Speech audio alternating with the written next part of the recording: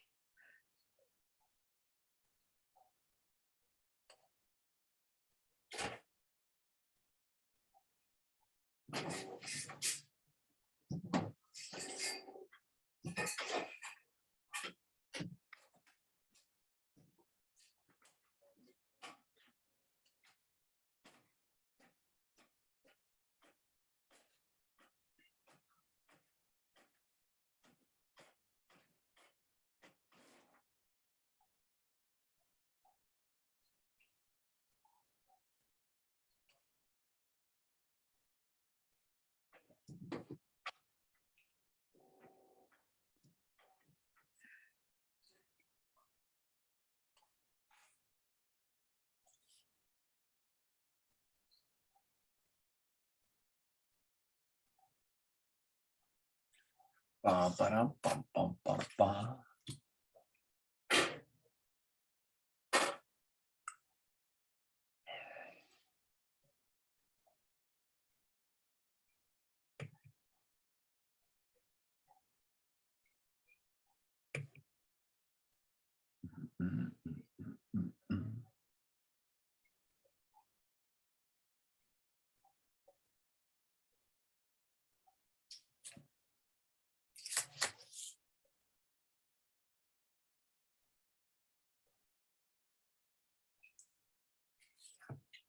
Hello.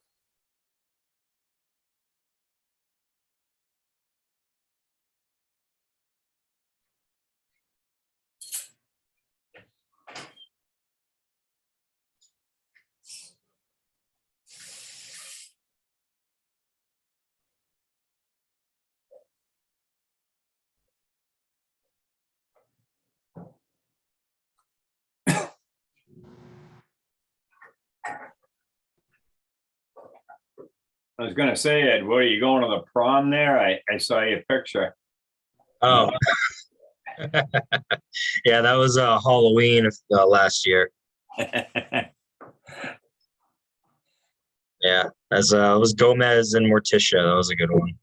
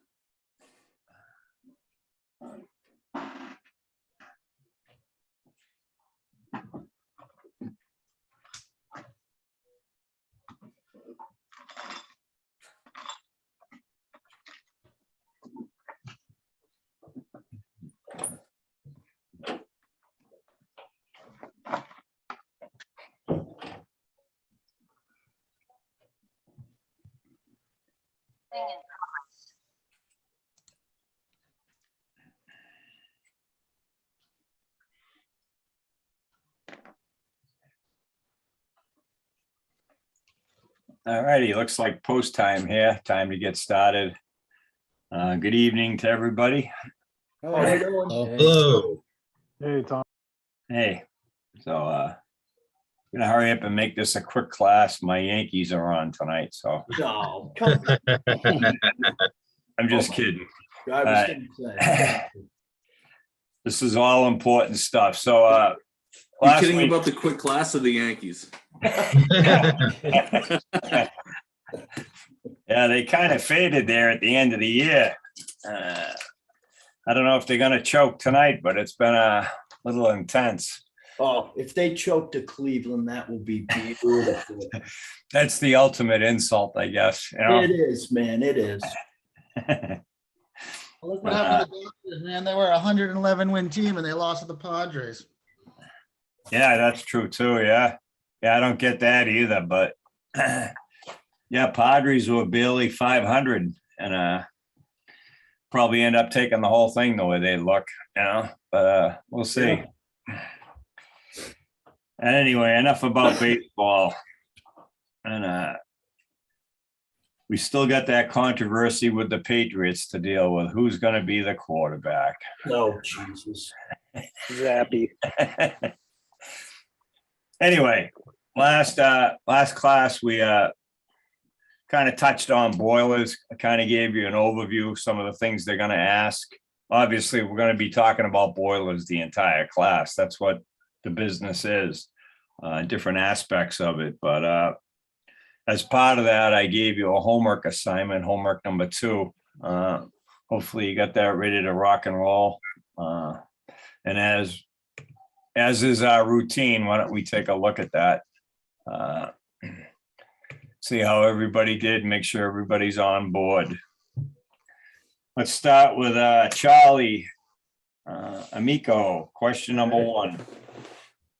Question 1, how does the state of Massachusetts calculate boiler horsepower? There's 4 ways from what I found.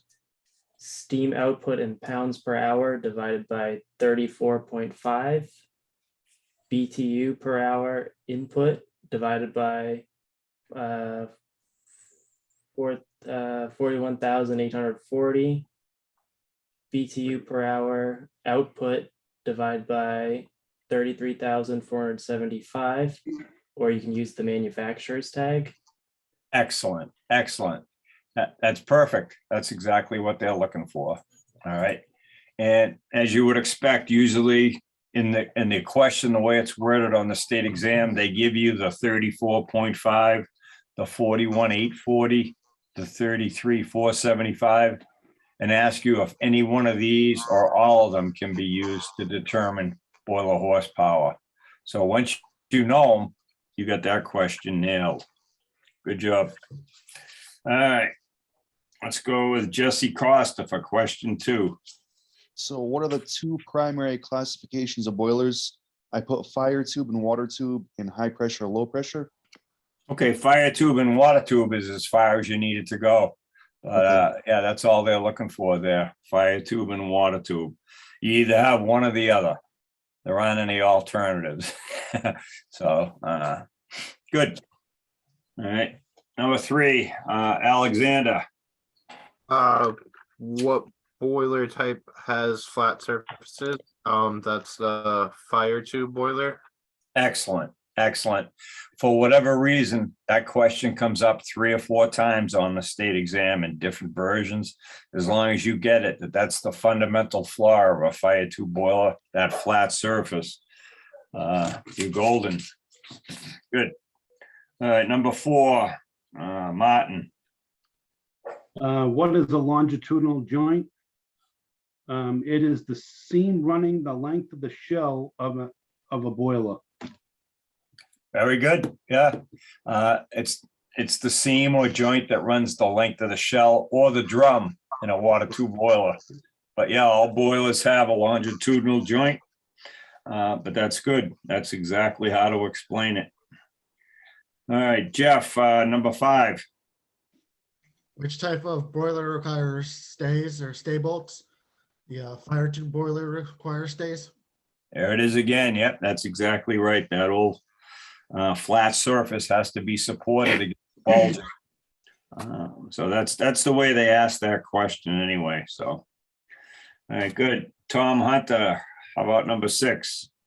What type of boilers utilize water wall construction, water tube boilers? Very good. Water tube boilers, that's it.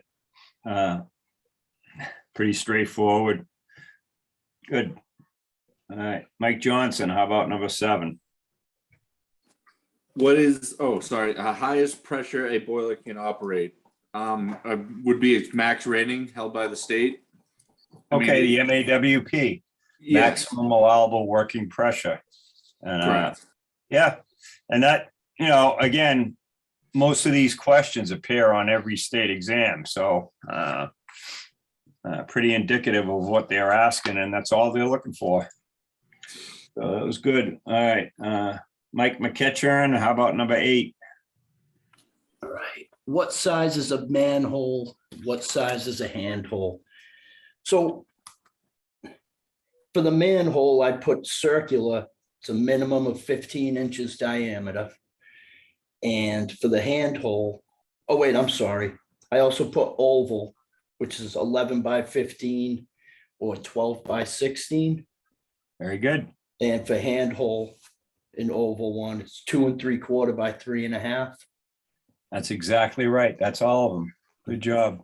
Any questions there? Very good. All right, Jason Pepper, how about number 9? Where will scale form in a boiler below normal operating level? Very good. Yep, scale will form below the normal water level. Very good. The crud is in the water, not in the steam. Good. How about number 10, Jonathan? How is moisture separated in a fire tube boiler? Dry pipe. Yeah, the dry pipe separated. Good. Yeah, that's it. Number 11, Ayabel.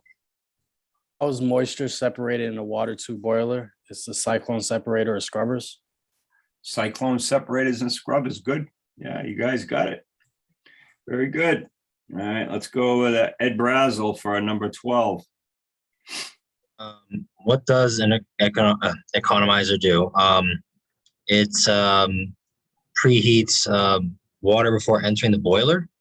Okay, and how does it do that?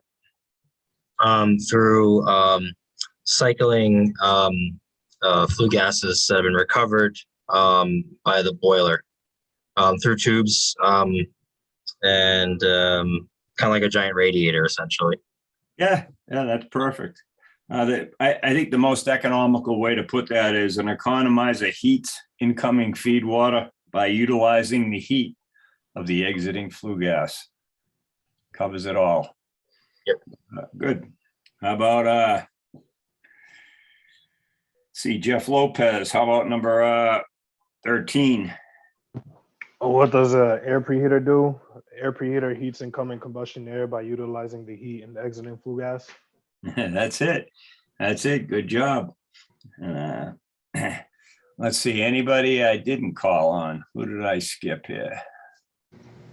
Me. All right, me. Danny Brack. Oh, all right. How about number 14? What does a superheater do? A superheater uses heat transfer from flue gases in the boiler or to the steam in the superheater to, oh my goodness, I butchered this up. A superheater uses heat transfer from the flue gas in the boiler to the steam in the superheater to raise its temperature above its saturation temperature. Excellent. That's well put. Very good. I said, something very similar. I said a superheater elevates the temperature of saturated steam by utilizing the heat in the exiting flue gas. I like to keep them all on even par. Economizers, air preheaters, economizers. They all utilize the same heat. That's good. All right. I think I got everybody. Let's see here. I just joined. Sorry. All right. How about you? How about you take number 15? Main heat loss in the boiler is out the stack. Out the stack. All right, these are all pretty much gimme questions, right? Everybody in agreement?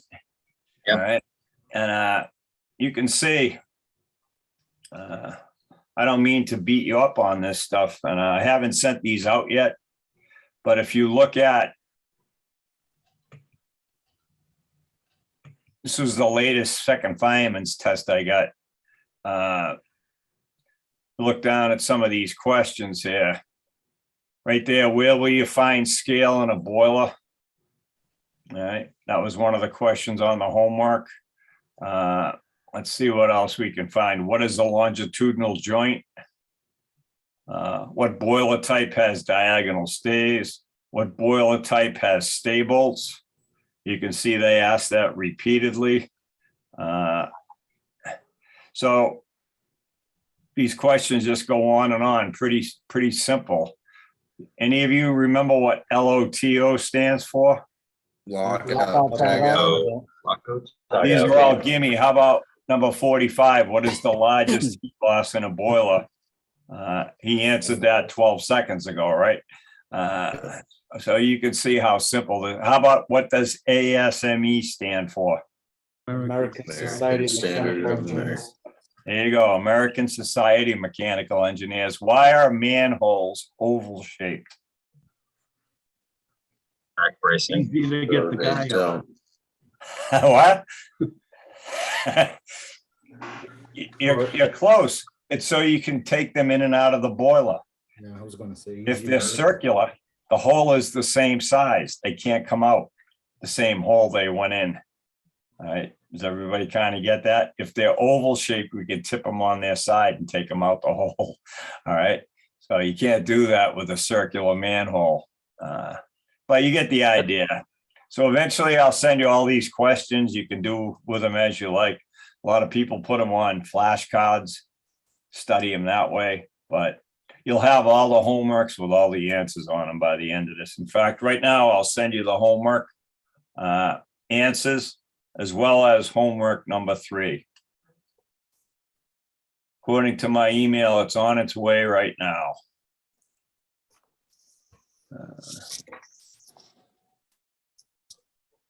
Did anybody get it yet? Yeah. Just kidding. All right, time to move on. So I usually, around the time of the first quiz, I send out all these exam questions, both the written and oral exams, just so you get a feel for what you're up against. All right. So tonight, we're going to talk about boiler accessories. Just give me a minute here. Make sure I can find that.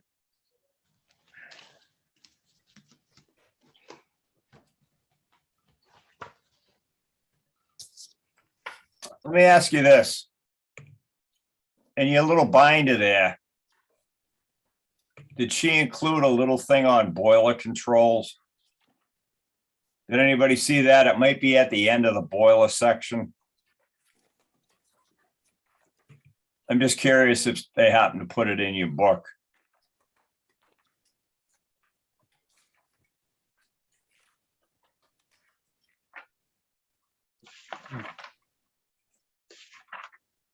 Methods of steam control, methods see of it. temperature control. Don't see it, Tom. Okay, not a problem. Anybody, has anybody ever seen one of these before? Yep. Yep. Anybody remember what it does? Nope. It's a mercury switch to tell the pressure in the boiler. Okay, very good. Help us control the pressure in the boiler, called the pressure troll. All right. I won't go over it tonight. What I'll do is I'll send you this little 4-page handout on boiler controls, and then you can stick it in your binder and we'll talk about it probably Wednesday night. Fair enough. Okay. I thought they had included it in the binder. Not a big deal if they didn't.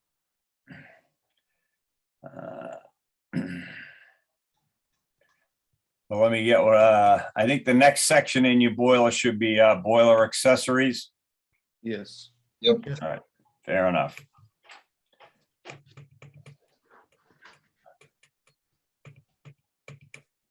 All right, for some of you that are in the field, this might be kind of redundant, so bear with me, but some of you will be seeing this stuff for the first time. The term the state uses for anything attached to the boiler is appurtenances. All right. The modern day word is accessories. So that's why you see that little discrepancy there, or the use of those two different words. The first thing I usually start out with is telling you the difference between a gate valve and a globe valve. These are the two most commonly used valves in the industry.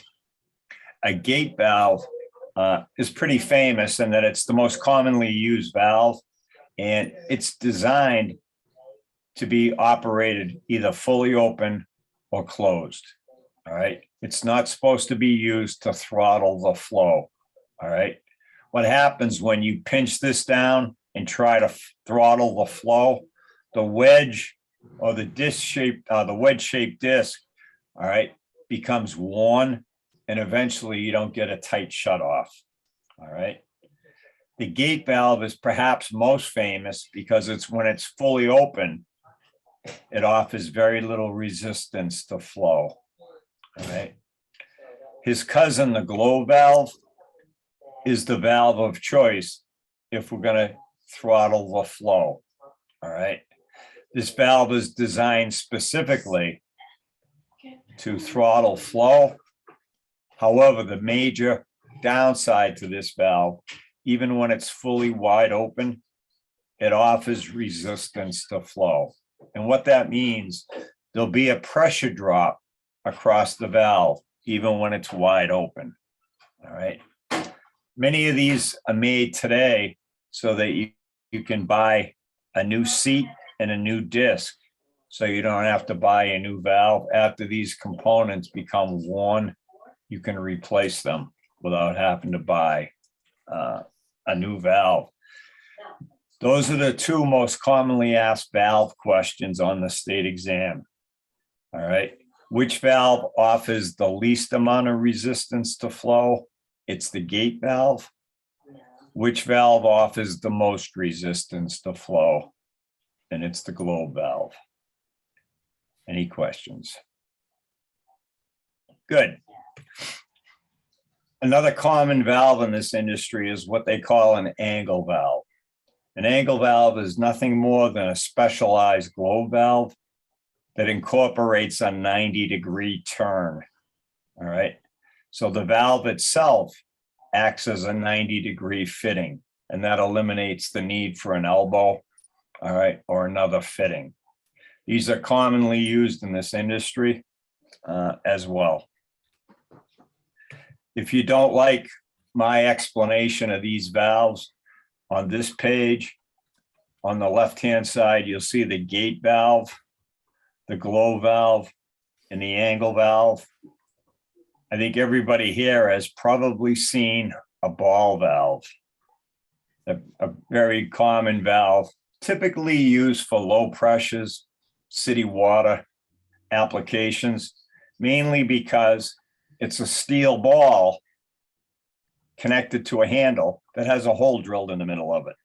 All right. There's a Teflon gasket around the ball, so it doesn't withstand high temperatures all that well.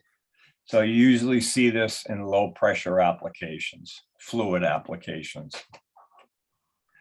Every now and then you see a question about a butterfly valve.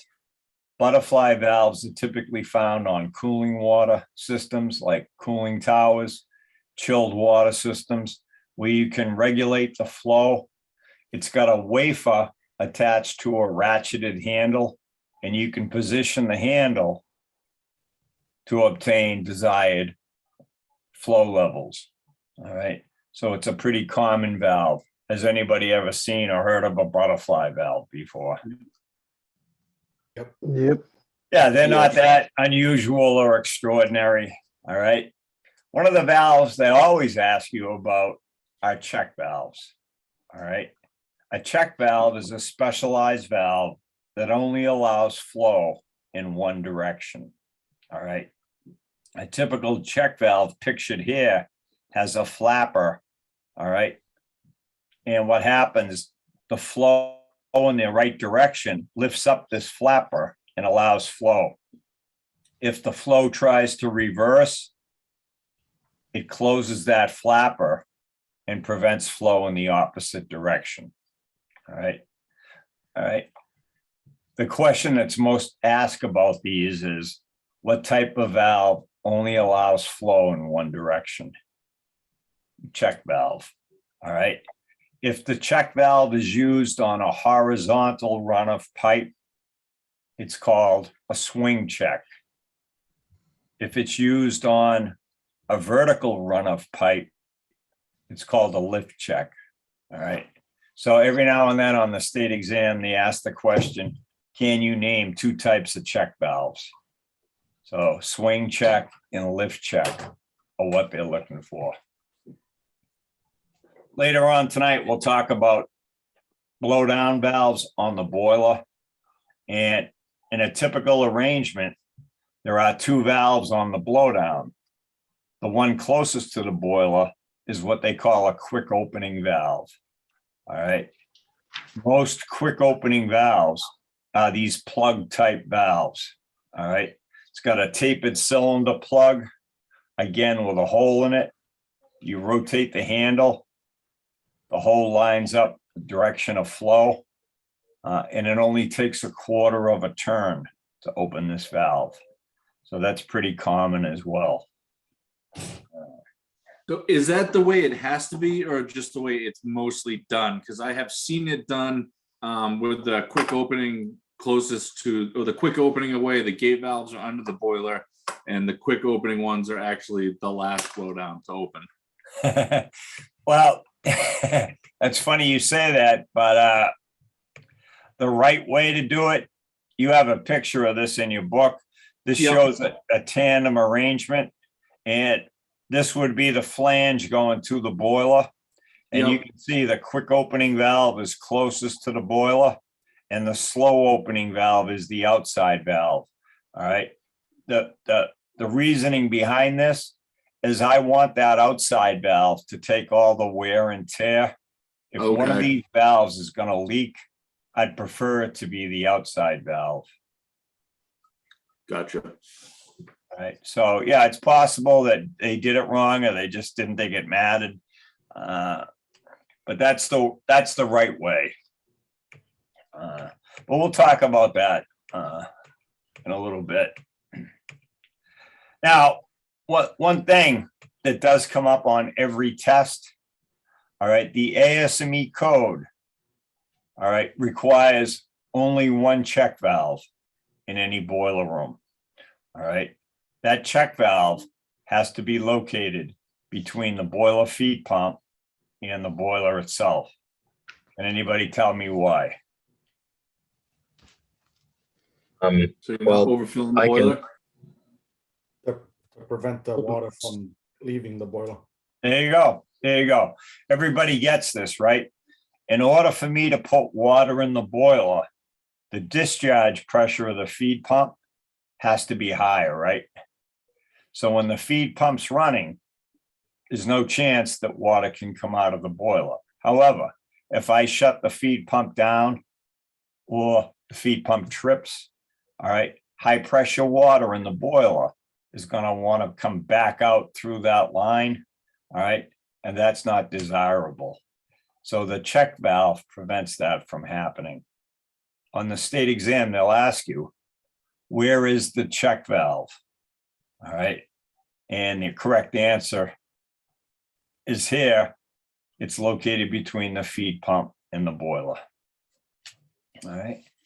One other good thing about this picture, it shows the feed water stop valve. All right. And they show a pretty good picture of it. Can anybody tell me what kind of valve this is? Globe. It's a globe valve. Very good. All right. And the question they ask about this If you have a glow valve, then why would you want a glow valve here? You can restrict. Throttling. Yeah, so you can regulate the flow, throttle the flow. All right. Now, this picture shows the correct way to install that.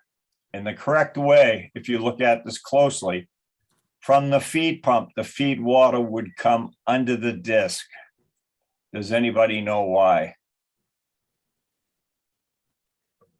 For proper sealing. Not a bad guess, but no. All right, if you have the boiler on and you start the feed pump, the higher pressure will be under the disc, and that will assist you in opening the valve. Does everybody kind of get that? All right. Conversely, when the valve is open and so let's say the feed pump trips and you want to close this valve, the higher pressure coming out of the boiler will be on top of the disc, and that will help you do what? Close it. Close it. So in other words, we'll always utilize the pressure to help us open or close that valve. All right. Today, many glow valves, just like check valves, are sold with an arrow right on the casting of the valve body, showing you the direction of flow. Everybody kind of get that? Not that mechanics need any help, but sometimes these valves get put in backwards. And it really doesn't help us much, you know, if it goes in backwards.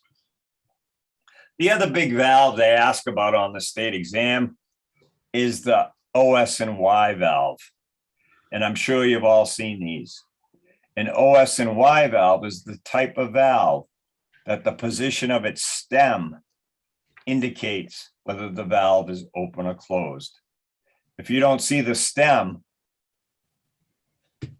what position is the valve in? Closed. Closed. It's closed. Everybody gets that. If it's open, we know the valve is either partially open or all the way open, right? Everybody gets that. Often these valves are placed in locations well above the operating floor. So just a glance up can tell us the status of the valve, and that's desirable. All right.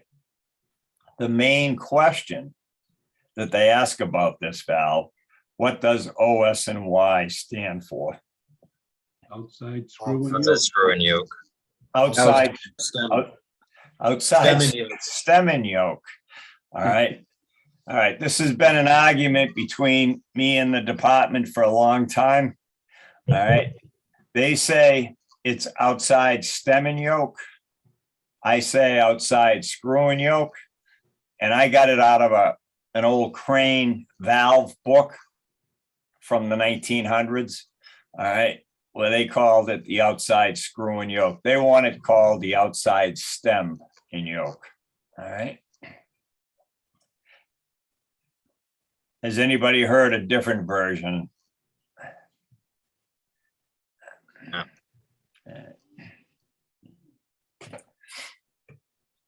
All right. One of the things that hardly ever comes up, every now and then you see this on the oral exam. All right. Where the stem leaves the valve body, the hole in the body has to be bigger than the stem for it to operate. That gap is often sealed with what they call packing. Has anybody got any experience with packing? Lack thereof. Packing, Oh, yeah. but yeah. Yeah, once you do this, you're pretty much an expert. It's usually sold in spools. It's basically a woven fabric type of rope covered with a graphite covering. You know, what you have to do is you have to cut little strips of it that wrap around the stem, go into a cavity, and then it's got a gland follower that you tighten down to tighten up the packing. All right. Again, I'm not going to worry about it because once you do this, you get it. Is that true? Danny, have you done this? Yep. Yeah. Would you consider yourself an expert at packing a valve? Not an expert, but close enough. Close enough for government work. Yeah. Once you do it, you get it. And it doesn't come up very often. Every now and the oral, the inspector will say, "Have you ever heard of valve packing?" Or why would you do that? Typically, what happens over time, the packing becomes worn out, and they'll give you a little corkscrew type of, like it looks like a cork puller in a wine bottle. And you screw it in there, you pull these rings of packing out, and then you replace as many as you took out with new ones. All right, and that's basically the gist of it. If you do it properly, you take it out, all of them, and then you'll replace them all. You get the idea.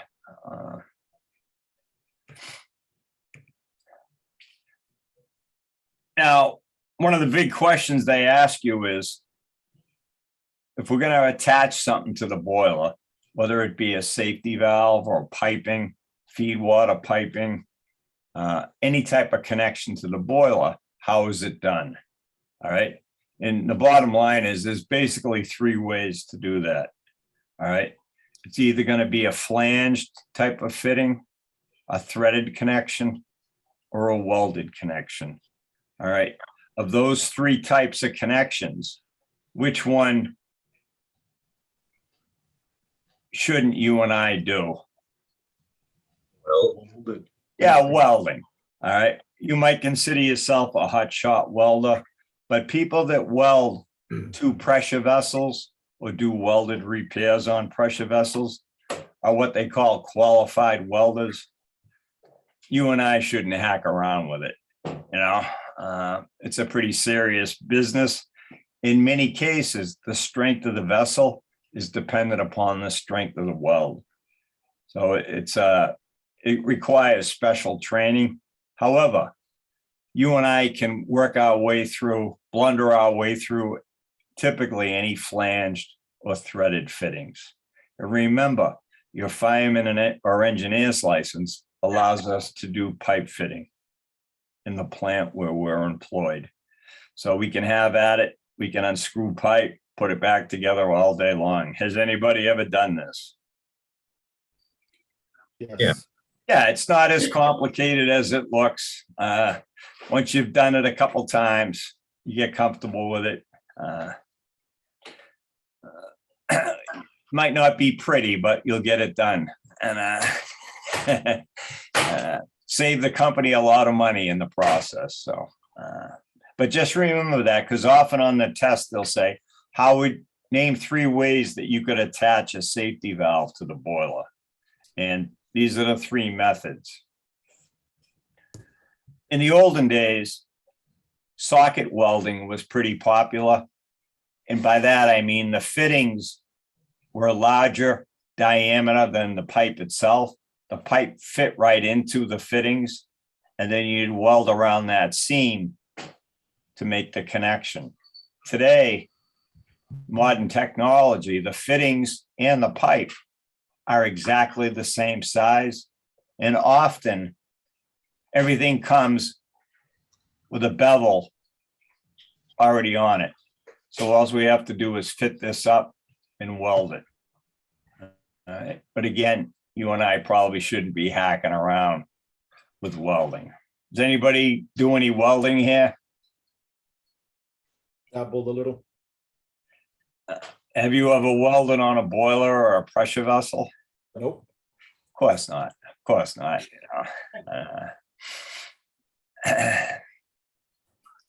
The other thing that comes up a little bit is obvious common sense stuff. Steam is hot. All right. And all the piping, all the material that come in contact with steam is subjected to expansion and contraction. And everybody gets that.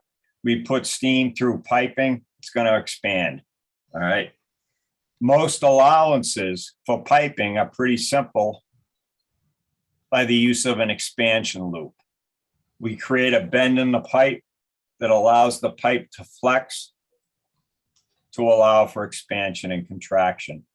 In more serious situations where expansion could be substantial, all right, they'll use expansion joints like this corrugated expansion joint which works just like you'd imagine, kind of like an accordion that allows the pipe to stretch or contract as needed.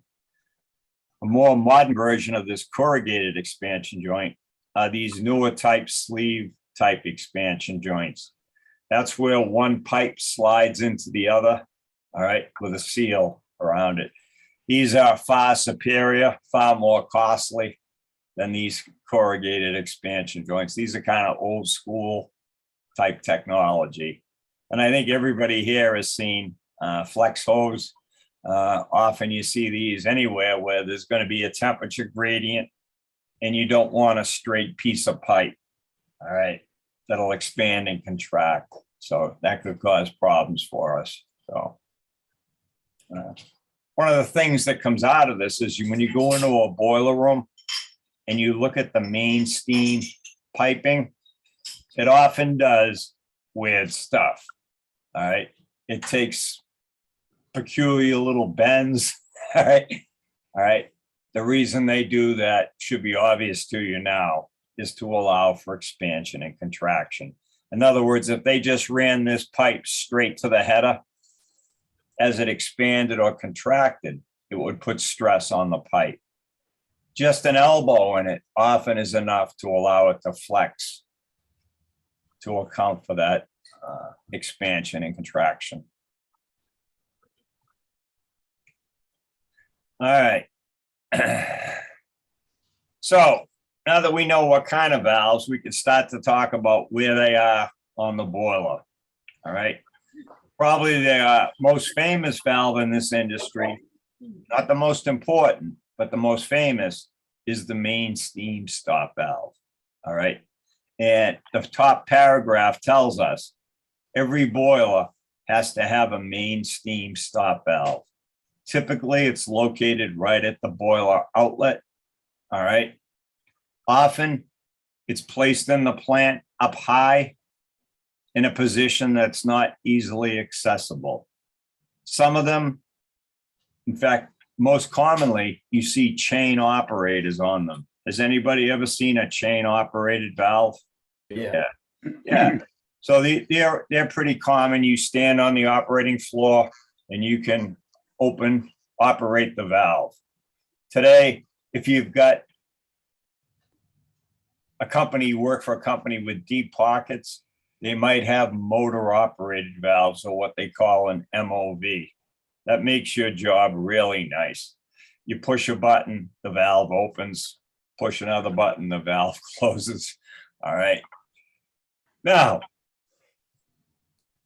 that's one thing that they might ask, but what they definitely going to ask you is this: when does a boiler need more than one steam stop valve? All right. And the answer to that is anytime that boilers are connected to a common header with other boilers, and any boiler with a manhole has to be protected by two main steam stop valves or two stop valves. All right. The other requirement is that those two valves have to have a free blow drain between them. All right. So let's take a look at that picture. All right. This picture shows a non-return valve, a stop valve, located at the boiler, and a little further out on the header, there's a second stop valve with a bypass valve around it. In between these two valves is a free blow drain. A free blow drain is any drain line where the end of the pipe is exposed, so you and I can see it. It doesn't terminate below floor level or into a tank. I can see what comes out of that pipe. All right.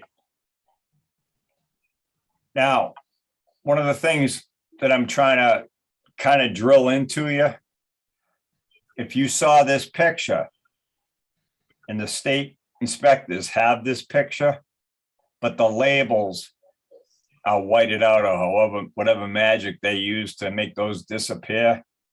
What can you tell me about this boiler right here?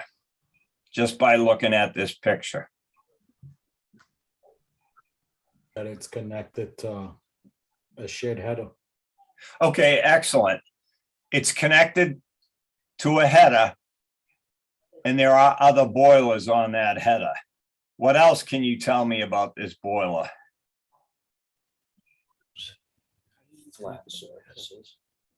It has manholes. Excellent, thank you. It has a manhole in it. If it has a manhole in it, what does that mean to me and you? It has 2 safety stop valves.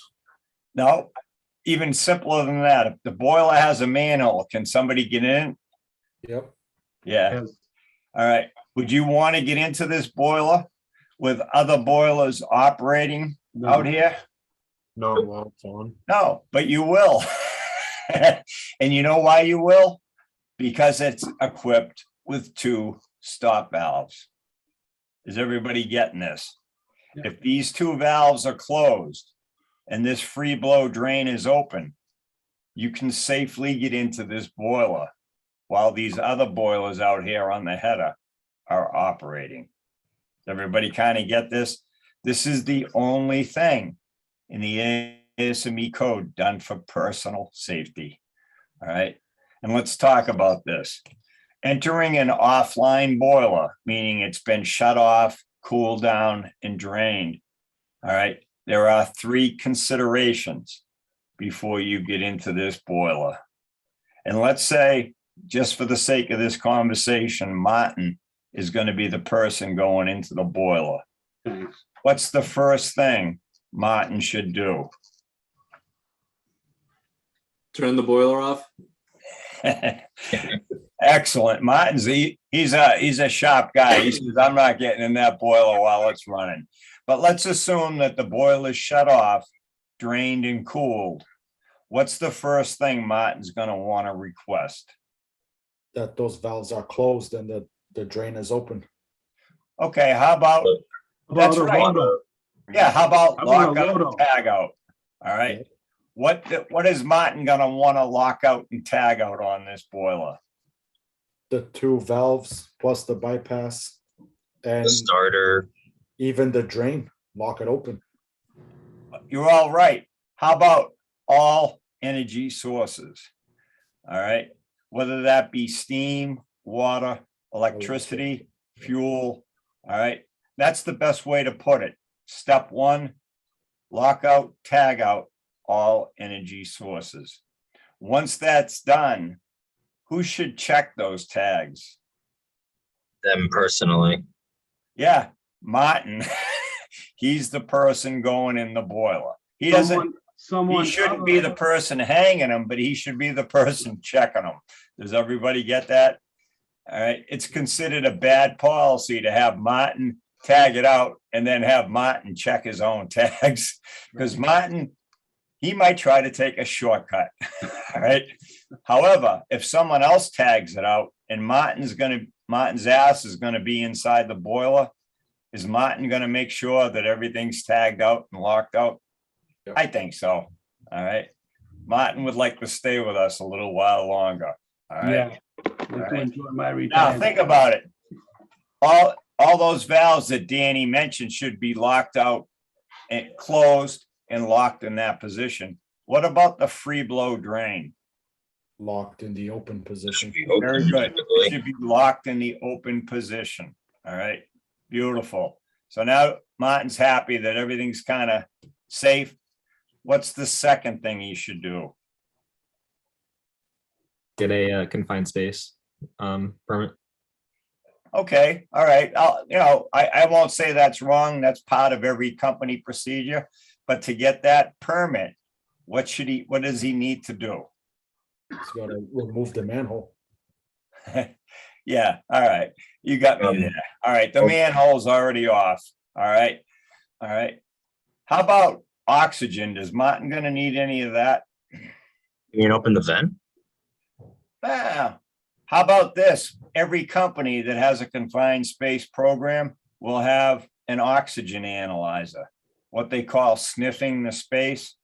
And we're gonna check and make sure that Martin has enough oxygen to breathe in there. All right. Does anybody know what that number is? 19.6. Excellent. It's actually 19.5, but close enough for government work. How much oxygen is in the air you and I breathe? 20.8.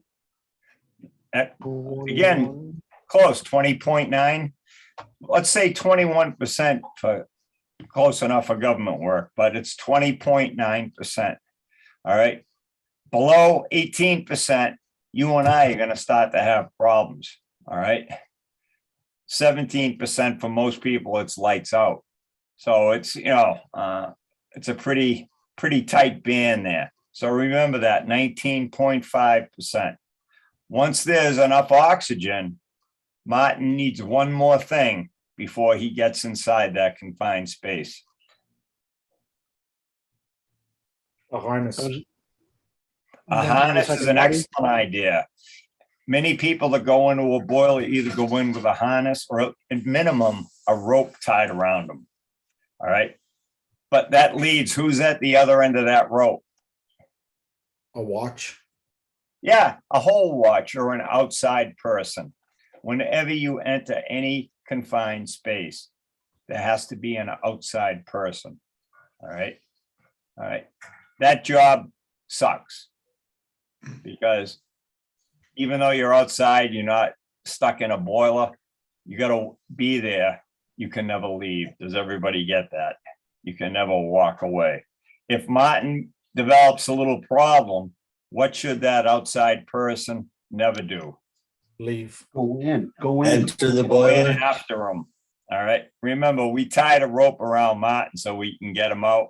We'll yank him out of there before we actually go in. So that outside person should never go inside the confined space to rescue or help the guy inside. Does everybody kind of get that? All right. Now, one of the requirements in the old days was this, that outside person should be in direct line of sight with that free blow drain. The theory behind that is if somebody starts to line things up, what's going to come out of that free blow drain? Steam. Steam, condensate, you get the idea. That will give that outside person an opportunity to tell Martin, it's time to skedaddle. Let's get out of there. All right. So one of the questions on the state exam is, what are the 3 things you need to do before you enter an offline boiler? All right. So just to recap, you're going to lock out, tag out all energy sources. You're going to sniff the environment for the proper level of oxygen. And you're always going to have an outside person. Most of that training happens when you get a job. Has anybody ever received that training on the job from OSHA? Yep. It's a pretty common stuff. The company usually runs it themselves and make sure everybody's up to speed. Any questions about that? All right.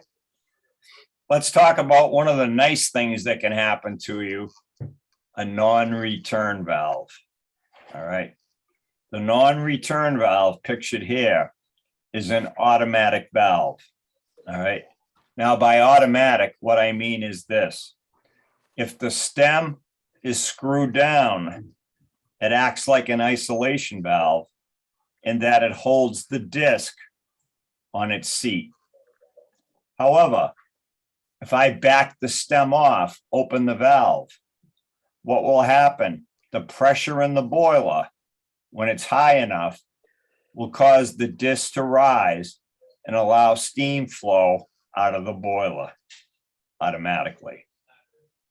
The benefit to that is if the boiler shuts down, trips, and the pressure in the boiler starts to decrease, any steam coming back, trying to get back into the boiler, will force the disc onto its seat. All right. Now, here's the important thing. A non-return valve is not required. It's optional. All right.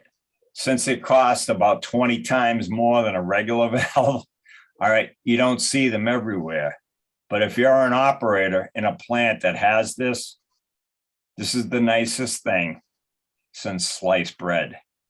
All right, does everybody kind of get this? This saves you a lot of work. Does anybody work with a place that has a non-return valve? Yes. I do. All right, yeah, is it considered good or? Oh, it's awesome. That's awesome. All right, now, one of the things that they'll ask you on the state exam is when we put a boiler online or take it offline, that's what's known as cutting in or cutting out a boiler. All right. With a non-return valve, that procedure is this simple. Shut the fire off in this boiler, and what's going to happen? The non-return valve will close itself. Excellent. The pressure in the boiler will decay. Steam will try to come back into the boiler, and the non-return valve will close automatically. You're done. You just took a boiler offline. All right. Conversely, if you get instructions to put this boiler on tomorrow morning, what do you need to do? Turn the fire on. Turn the fire on. As soon as the pressure in the boiler is high enough, the non-return valve will open automatically. Boom, you're in business. Does everybody kind of get this? I have one question. Yes. So when you shut the boiler down and you say like the non-return valve will close, would you open the drain afterwards once you shut a boiler down so that any steam trapped between the outside stem and yoke and the non-return valve doesn't cool down into condensate and then sit in the pipes? Excellent point. I would. And that's usually a company procedure, but anytime you take a boiler offline, it's always a good idea to crack this open. You might not want to open it wide because live steam will blow out of it all night long. But you're right, cracking it open will remove any condensate trapped in this line. All right, so that's an excellent point. Excellent point. All right. Does everybody get what he's saying?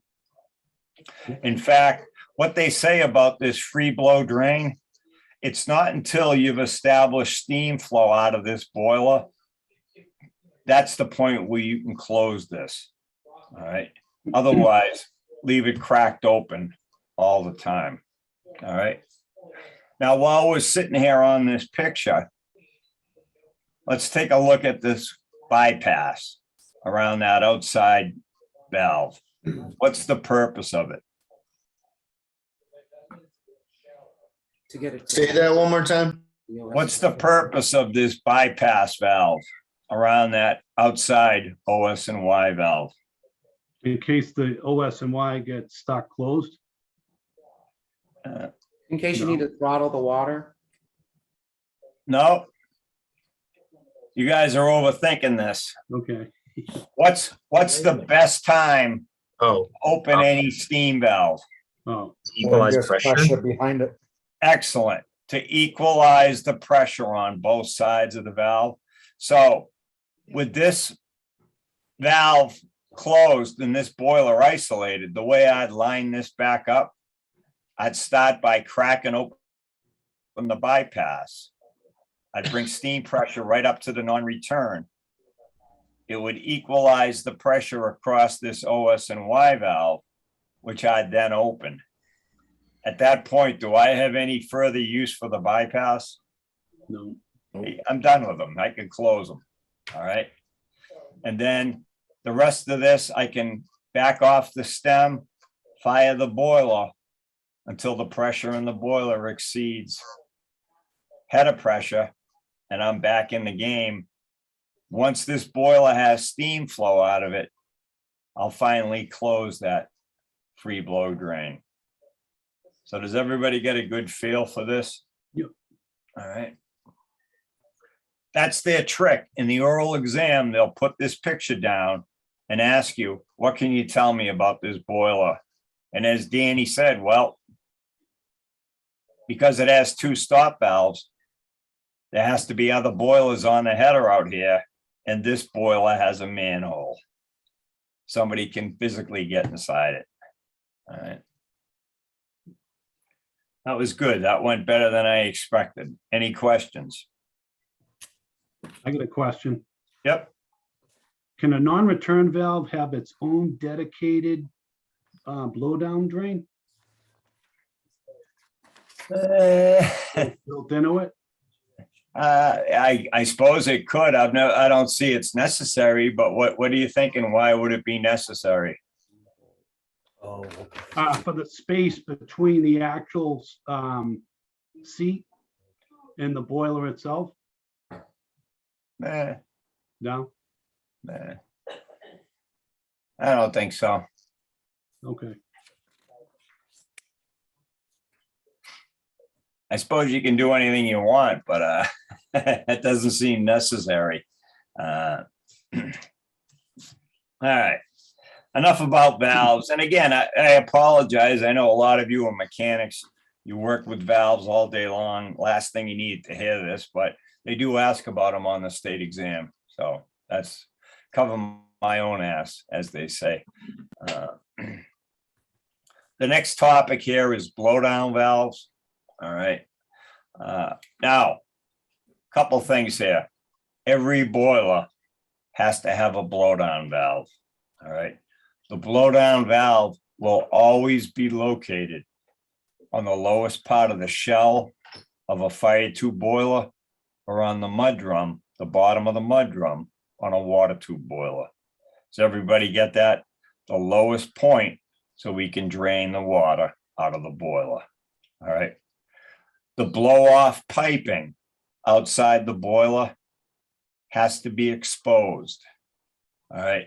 Does anybody know why I want that pipe exposed? And by exposed, I mean not insulated. Loss? Say it again. I was thinking heat loss because you want it to cool down as fast as possible as well. But I'm overthinking it, I think, in my mind. You are. Yeah. All right. What was your question again, Tom? The blowdown piping outside the boiler, it should be exposed. All right. And what I'm saying is by exposed, they mean not insulated. If you shut the blowdown valves over time, what do you expect the blow off pipe to do? Cool down, right? If the pipe stays hot, what do you think's going on? You have a leak. You have a leak. All right. If the pipe was exposed, would you be able to figure that out? Yep. All right. So that's the only reason they say there's no reason to insulate it, leave it exposed. All right. Many of you probably haven't thought about this, but I know many of you are mechanics and you deal with Schedule 40 and Schedule 80 pipe. Schedule 40 pipe is generally considered good up to about 100 PSI. All right. Schedule 80, what they call extra heavy piping, is typically the pipe you see on boilers operating at 100 PSI and over. All right. The big question on this topic, though, comes for most boilers, and that good engineering practice suggests that you have two valves on the blowdown. In fact, the ASME code says this: all boilers operating at 100 PSI or over has to have two approved blowdown valves. All right. That kind of covers your ass in case one leaks, right? All right. All's not lost. All right. What they tell us is that one of those valves can be a quick opening valve. And if you choose to do that, the quick opening valve should be the one closest to the boiler. All right. The outside valve should be the slow opening valve. All right. But it doesn't change the sequence if you have two slow opening valves. You're always going to open the inside valve first and then open the outside valve fully wide and close it, and then close the inside valve. Does that sound like the right procedure to most of you that have blown down a boiler? Yep. Some people, and I'm not one of them, then after the inside valve is closed, they reopen the outside valve. Their argument is that they relieve the pressure. Are any of you doing that goofy thing? You can tell me the truth. Nope. I won't, I've heard I it won't from my make chief. fun of you. And, yeah, a lot of people do that. Now, I've asked a lot of people how that got started, why that happens. And ironically, the topic we talked about earlier, valve packing, if pressure stays on that outside valve, the packing will eventually wear out and the valve will start to leak. So the guy that told me that was the guy that worked for Chesterton. They sold packing, and they go around telling people to reopen that outside valve after blowing down the boiler. So I can see how it got started. So that's just a little tidbit in case you're doing that. Anyway, one of the questions they'll ask on the state exam is, why do we need to blow down the boiler? And there's basically 4 reasons. We're trying to remove any sludge or sediment that can accumulate in the boiler water. One of the techniques we control high water with is the blowdown valves. All right, especially in a startup, if you get high water due to swelling of the water in the boiler, the best way to rectify that, blow it down. All right. Sometimes we get overzealous. We add too much chemical. The way to fix that is to open the blowdown. And finally, the blowdown valves they use to drain what they call dump the boiler for cleaning and inspection. All right. So that's the purpose of the blowdown valves. All right. Most boilers today are equipped with continuous or surface blowdown. If you look at it, we'll just take, whoops. Sorry about that. We'll just take a typical fire tube boiler. All right. The bottom blowdown will be on the bottom of the shell, and the valves will be in a position that generally we can operate both of them without moving our feet. All right. Today, most boilers are equipped with what they call a continuous blowdown. All right. Usually nothing more than a perforated pipe with a control valve that continuously removes water from the boiler in a controlled fashion.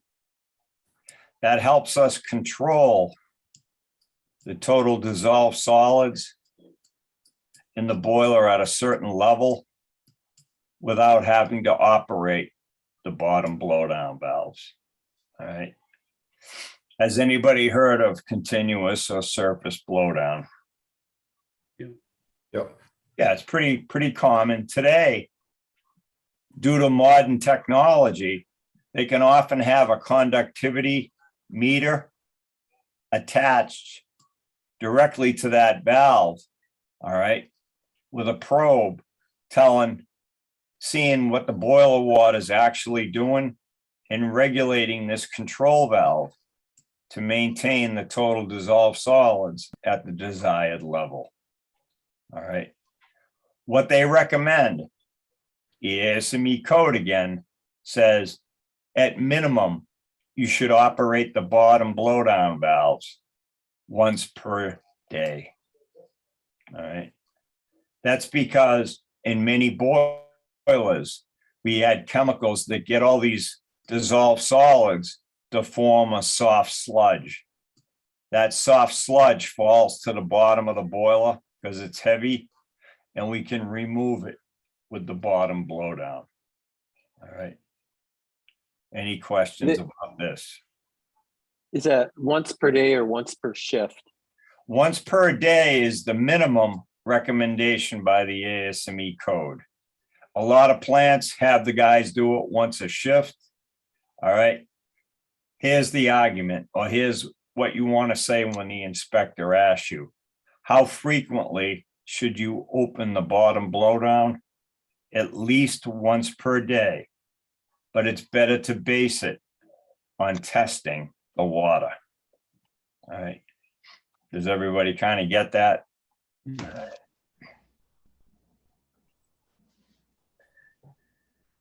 Now, a couple things about blowing down the boiler. If you look at a fire tube boiler from the top, you're looking down on it. Many of them have a front blowdown and a rear blowdown. The piping comes off to the side, kind of tees up, and the valves are located in this kind of arrangement. So you can blow down either the front or the rear connection as you see fit. On the average boiler, fire tube boiler, the water column and the gauge glass where you can see the water level is located on the same side. One of the cardinal rules they have about blowing down boilers, you should be able to see the gauge glass from where you blow down the boiler. All right. In many plants, the blowdown is located directly behind the boiler, and you cannot see the gauge glass. While many people still blow down the boiler, you don't want to tell the inspector that. All right. When you're blowing down the boiler, you want to be able to see the gauge glass, see the water level in the boiler. For that reason, if the blowdown is located behind the boiler, many plants will have a mirror position so that you can see the gauge glass. The other alternative is to have a second person with you, and he can act as your eyes, give you the signal, good, bad, whatever. Does everybody get that? All right. So that second person is often an option. Now, remember, many boiler room jobs, you're working by yourself. So the inspector is likely to ask you, where are you going to get that second person? All right. Anybody have any thoughts on that? Borrow a mechanic. Yeah, you grab one of the nurses from the hospital and you're always going to get relieved, right? Yeah. All right. So at the change of shifts, there's always going to be two of you. So if you need that second person, that's a perfect opportunity. All right. The other real serious rule they have about blowdown is this: never walk away from an open blowdown valve. All right. I can't tell you in the 45 years I was in this industry, how many times people have tripped the boiler by opening the blowdown and forgetting it's open. All right. Water will leave the boiler at a way higher rate than the feed line can put it in.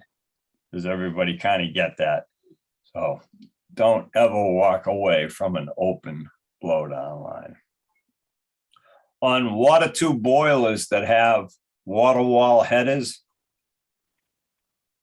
these water wall headers will have a bunch of tubes coming into them. And these will often be equipped with blowdown valves as well.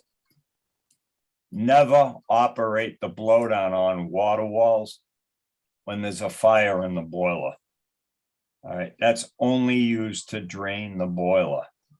All right, in fact, in the real high pressure utility plants, these valves are often chained and locked in the closed position, and they're not unlocked until it's overhaul or outage time. All right, That makes sense.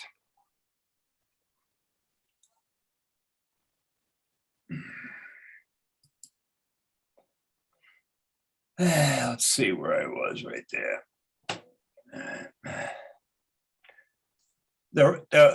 Probably the very common question they ask, what's the best time to blow down the boiler? All right. What they say the best time is full pressure, but low load. All right. So that typically means off shift, afternoon, night shift. There's still full pressure on the boiler. It's at operating pressure, but it's at a reduced load. All right. That's the best time to blow down the boiler. Any questions so far? All right, again, this picture just shows you a typical blowdown valve arrangement, what they call a tandem blowdown arrangement. You'll notice that the quick opening valve is connected by a flange connection directly to the slow opening valve and then to the blow off piping. All right. You're going to open the quick valve, inside valve first, open the outside valve fully wide and close it, and then close the inside valve. That's the procedure, the valve procedure for blowing down a boiler. All right. Some people open the valve and they count 1 Mississippi, 2 Mississippi. None of that is necessary. All right. Open the valve fully wide and then immediately close it. You've done your job. All right. The first time you do it, it'll be scary. You won't like it. All right. But you'll get used to it. Is that true? Very. All right. The question now becomes is, where does that water go? All right. In many facilities, it goes to a tank. Think of it as a holding tank. All right. That holding tank, if it's vented directly to the atmosphere, is called a blowdown tank. The blowdown tank only has one purpose, and that's to temper the water, cool it before we discharge it to the sewer. Many jurisdictions say, or put a limit on the temperature of the water that can go to the sewer. All right, this says 150. That's a made up number. In some jurisdictions like the city of Boston, all right, Boston Water and Sewer, the temperature is like 115. All right, so it's pretty low. All right, does anybody happen to know what it is at their plant, or does anybody do this? Does anybody have a blowdown tank at their facility? I have, it's not really a blowdown tank, but it mixes cold water through some kind of Siphon, yeah. siphon as it goes to drain. So we don't store it. It just goes right to drain, but Yep. it goes through this sequence Yeah, and gets mixed with cold water, but I don't know Yeah. the exact temperature. yeah, that's pretty common. That's pretty common. Now, a better alternative to this is what they call a flash tank. A flash tank, the difference between a blowdown tank and a flash tank is this. The flash tank realizes that when you let water out of the boiler, some of it's going to flash into steam. All right. Rather than vent that steam to the atmosphere, all right, that steam is good quality. There's no reason not to use it somewhere else in the plant. The DA, for instance. All right. And that enables us to recover heat that's otherwise lost in the blowdown. You'll see in this picture, when that water goes to sewer, it first passes through a heat exchanger and heats up cold city water coming into the plant. And at the same time, it cools that hot water going to the sewer. All right. When you recover the heat, this is what they call a flash tank. All right. So one of the questions on the state exam is, what's the difference between a blowdown tank and a flash tank? A blowdown tank just cools the water before you discharge it to sewer. A flash tank recovers the heat otherwise lost in the blowdown. So is this considered an economizer? No, but it is considered heat recovery. All right. And in fact, for you to install this equipment, the payback is less than 2 months. So this stuff will pay for itself almost immediately. In other words, there's no reason not to do it. All right. Whatever it costs you, you'll get that money back in savings in a very short time. All right. So I don't see many of them when I go around to plants that actually vent to the atmosphere. All right. But they're still out there. So now, a procedure to blow down the boiler. All right. One of the things you should remember is that when I give you any procedure, I took the procedure from them that they've given out. And I'm talking about the Department of Fire Services. All right. This is their procedure. They consider this the right way to blow down a boiler. All right. Now, they can't ask you this on the written portion of the test because it's a multiple choice test. However, they can ask you this. When blowing down the boiler, which valve do you open first? All right. And you know now that it's the inside of a quick opening valve. All right.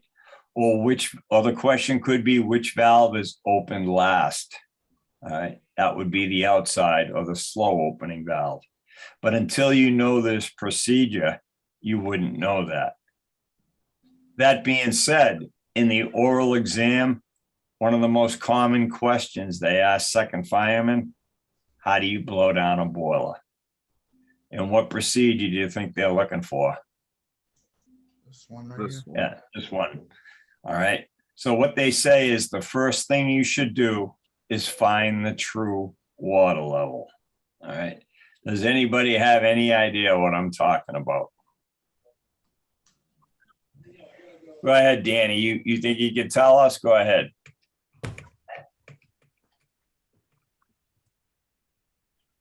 On how to find a true water level? Yep. Well, you can check your tricox, or you can do a cross blow on your gauge glass and to figure out if it's a true low water condition. Okay. All right. That's an interesting term, cross blow. What does that mean? That means you open the drain to the gauge glass and you blow out the water connection, and then you close the water connection, blow out the steam connection. And Excellent. then put it back in service. Excellent. That's exactly right. Did everybody get what he was saying? All right. When you walk up to the boiler, what's supposed to happen is that the level you see in the gauge glass should reflect the level of water in the boiler. All right. Everybody buy that? That's what should happen, right? All right. What they want you to do is be certain that what you see in the gauge glass is actually what's in the boiler. And now you say, how the hell do I know that? Well, what do you think can go wrong out here? What can go wrong is one of these connections, either the steam connection or the water connection, are plugged or partially plugged. So what they recommend you do, just as Danny said, you shut the steam valve, and with this valve open, you open the drain. That'll blow out this connection. All right. And if it comes out nice and hard, nice strong blow, what do you know? It's clear. The bottom connection isn't plugged. All right. And then as Danny said, you cross blow it. So now you'd close the bottom connection, open the steam, and with the drain valve open, you should get a nice strong blow out that, telling us that the top connection isn't plugged. All right, you reopen the bottom, close the drain. The water level that comes back into the glass, we've done our best, to the best of our ability, to prove that the connection's unplugged. And the reading I get in the gauge glass is accurate. All right. Does everybody kind of get this? So finding the true water level. Now, what they tell you, every shift, you should blow down the water column by opening the drain and then blow down the gauge glass in that procedure that we just said. You do that at the beginning of your shift, and then you're satisfied that everything's good. That makes sense? All right. Good. We'll talk about this some more when we get here, but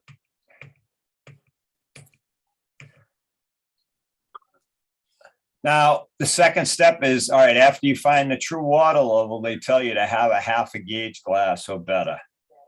And all they're saying is have enough water in the boiler so that you can let some out of it and not trip the boiler on low water. All right. Now, has anybody, or maybe I should ask, does everybody get what a low water cutout does on a boiler? Shuts the burner off when the water gets too low. Excellent. It's that simple. It automatically shuts the boiler off, closing the fuel valve when the water level gets too low. And we talked about this the first night. How many low water cutouts do high pressure boilers have to have? Two. Excellent. And what's the difference between the two? One's got to have a manual reset. The second one has to have a manual reset. All right, good. So you're gonna have a half a gauge glass or better so you don't get low water in the boiler when you blow it down. You're gonna open the cooling water to the blowdown tank. Now, every plant that I've been in the last 15 years, that happens automatically. There's a temperature control valve. It takes care of itself automatically. They still want you to say, I'm going to open the cooling water to the blowdown tank. All right, that's going to temper the water so you can discharge it to sewer. And then you're going to open the quick opening valve, open the slow opening valve fully wide, close it, close the quick opening valve, check the column and glass, make sure everything looks good. And then finally, you're going to secure the cooling water to the blowdown tank. You just blew down a boiler. All right. That's the right procedural way to do it according to them. So this is the procedure you want to remember for the purpose of this state exam. Any questions?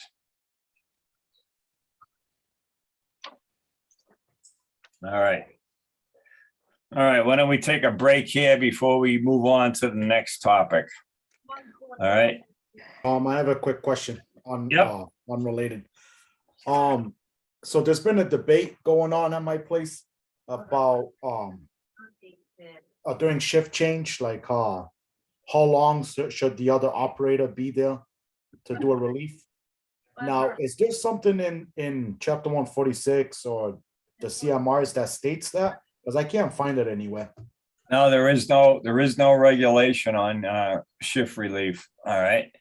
Many companies make it a policy that you arrive 10 minutes before the start of your shift and properly relieve the shift. Some companies pay you, some companies are adamant that you do a proper relief. The problem we had at Brayton Point, people were relieving each other in the parking lot, doing a flyby and saying, yeah, everything's great. See you later. It wasn't a good relief.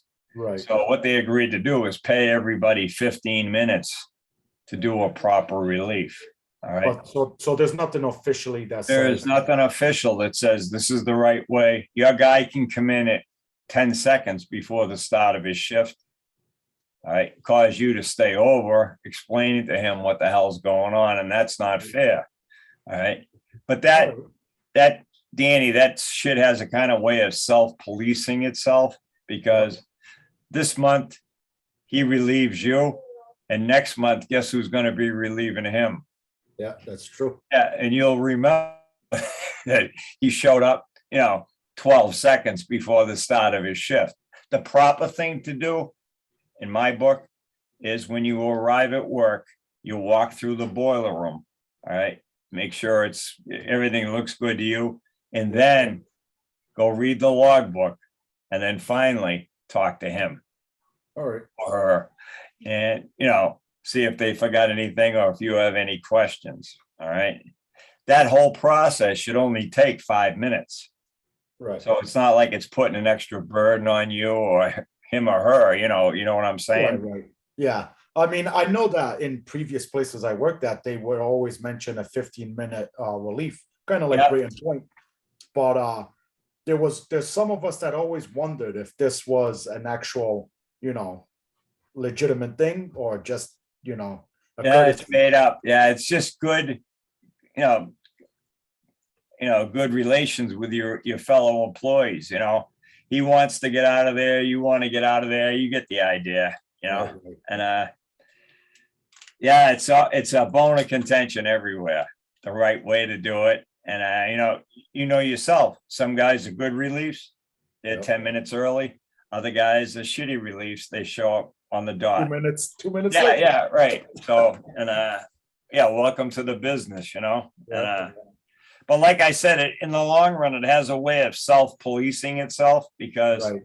yeah, if he was a shitty relief for you, when it comes around, you're gonna, exchange the same courtesy to him, Right. So, so I hope Right. that answers your question. Yeah, but there's nothing in writing that says it's the rule or law.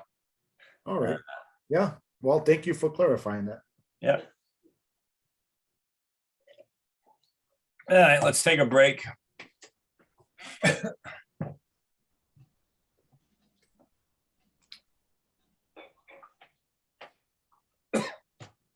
right, I'm on break. That's my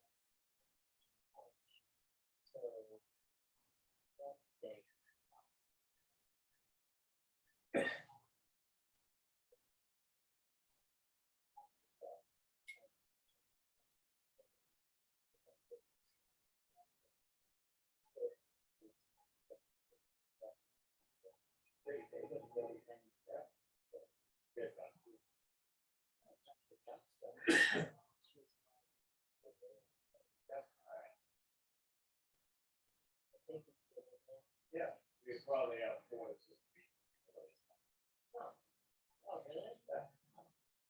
I mean, if you sign the contract, you said a minimum.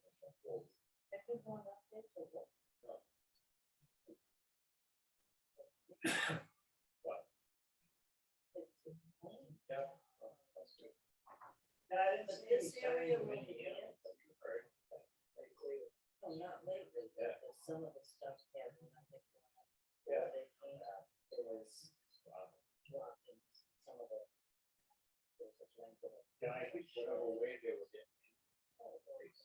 Yeah, yeah. I don't know if they died, that. It was good. Yeah. So when you're looking over this week.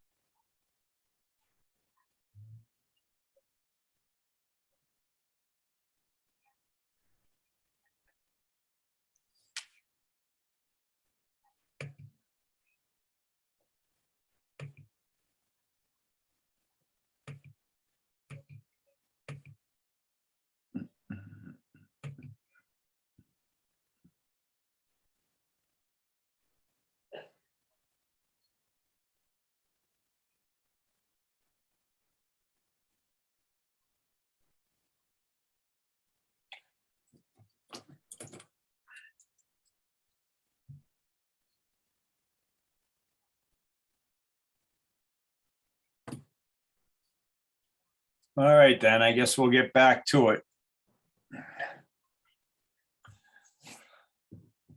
So before we move on, any questions about blowing down the boiler, the purpose of it, what it's all about? What does continuous or surface blowdown mean? Again, that's the extent of the questions that you'll see on the state exam about this. Good. The next item in the book is pressure gauges. All right.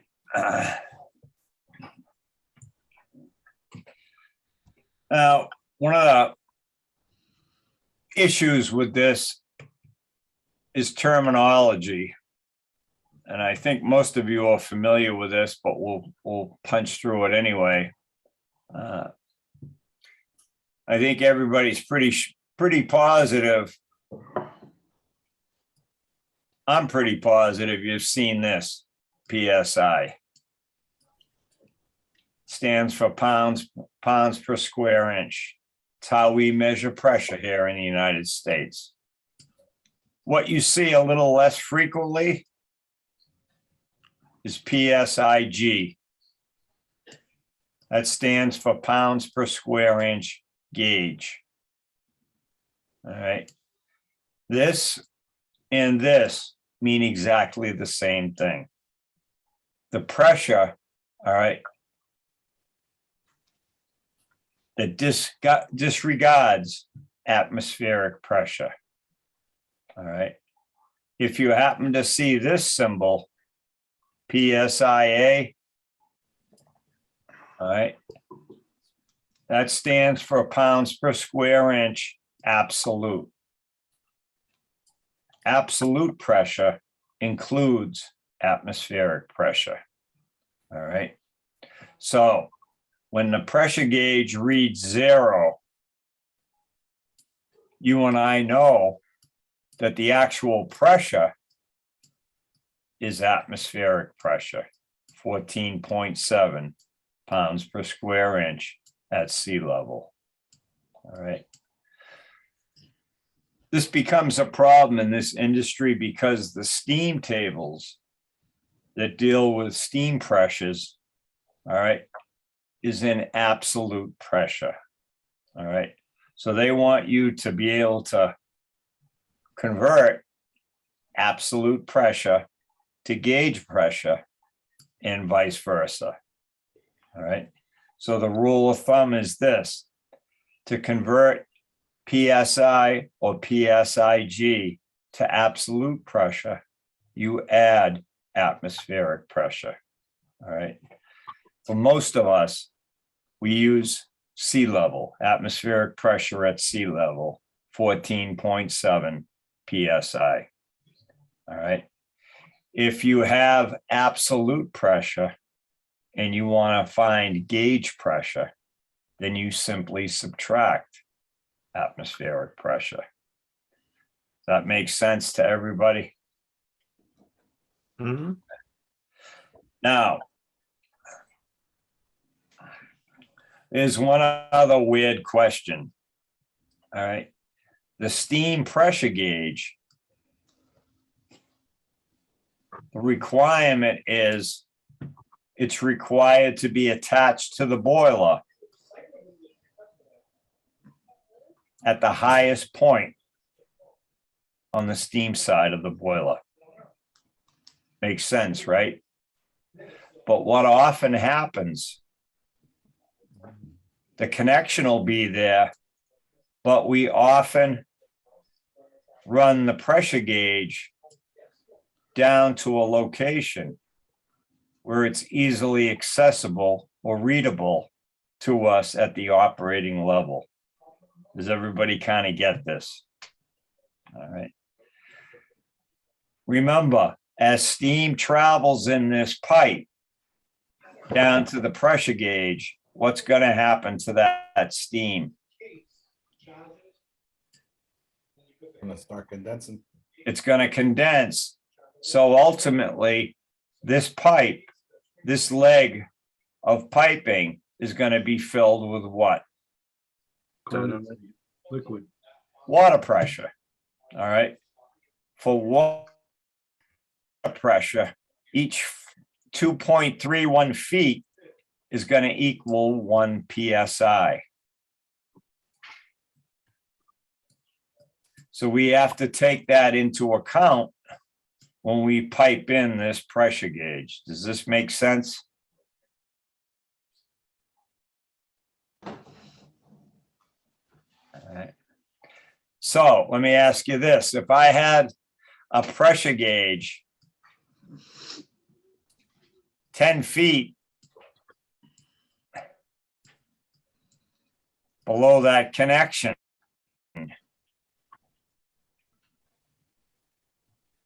what pressure would the pressure gauge read?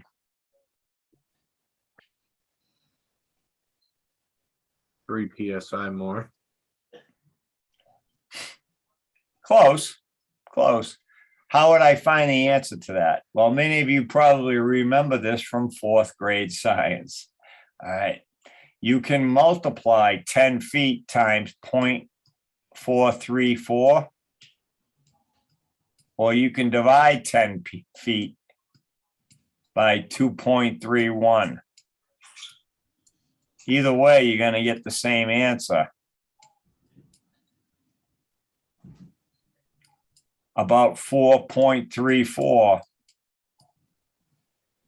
PSI.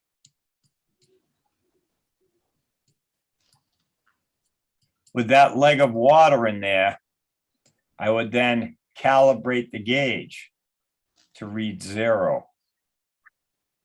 Calibrating a gauge is as simple as turning a little screw and having the indicator read 0.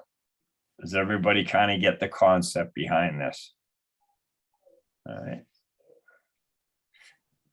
I don't want to know about this leg of water. All right.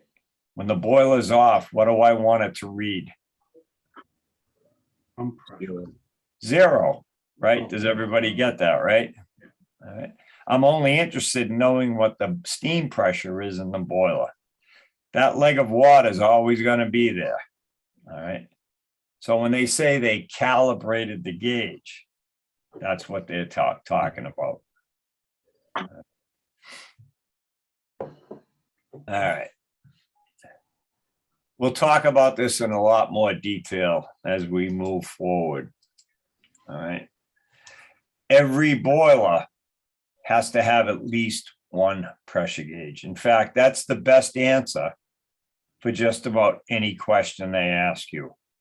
All right. How many safety valves does the boiler have to have? One, unless it's more At than least one, right? Yes. All right. So it's always a good answer to say at least one. All right. Are there rules when they say there might be more than one? Yes. And we'll discuss those, but that's the safest answer. All right.